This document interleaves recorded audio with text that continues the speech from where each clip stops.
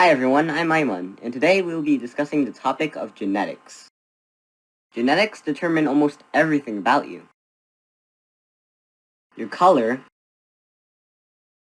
your height,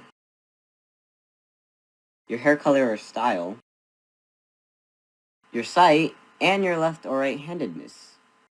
So, how does genetics work? Although it's pretty complicated, it can be simplified down to these basics. Your body is made up of 23 pairs of chromosomes that come from your parents. They determine all your characteristics and traits. Some traits are more dominant than others, meaning that they are the traits that are more likely to appear. This is in contrast to recessive traits, which don't win a gene race. Let's say, for example, let's start with hair color. Brown hair is a usually dominant trait. A dominant trait like it will be represented in genetics by two capital letters. Anyway, for a darker-haired parent, their offspring will usually have darker hair, whether those children have dominant genes or carry a recessive gene. For a lighter-haired parent, their offspring will usually either have lighter hair or their other parent's hair color, depending on the parent's genes. For a carrier parent, their offspring will usually have one of the hair colors they carry or the other parent's hair colors.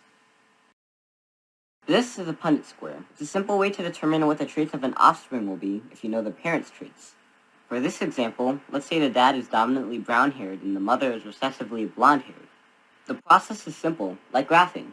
You put the letters together like so and repeat for all other boxes. At the end, we can calculate what chance the child has of being a certain gene type. In this case, the child has a 100% chance of becoming a brown-haired carrier for the blonde trait.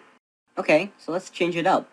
What if the dad was a carrier for the blonde trait? If we follow the process, we end up with half and half. The child has half chance to become a brown-haired carrier for the blonde trait, or half chance to become blonde-haired. Oh yeah, and when I say carrier, I really mean that the person carries another trait but doesn't show it, meaning their children can be either their dominant hair color or recessive hair color. Alright, let's change it up. Eye colors. There are many different eye colors, but the main three we are focusing on are brown, green, and blue. Brown is dominant to green, which is dominant to blue.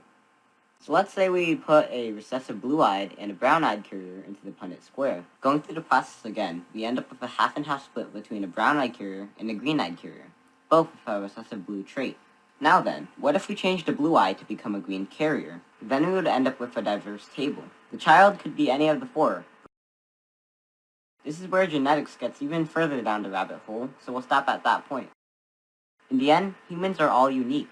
That means every single part of us is different. Genetics helps us to understand those differences meaningfully. Thank you for watching, and I hope you learned a lot. Goodbye.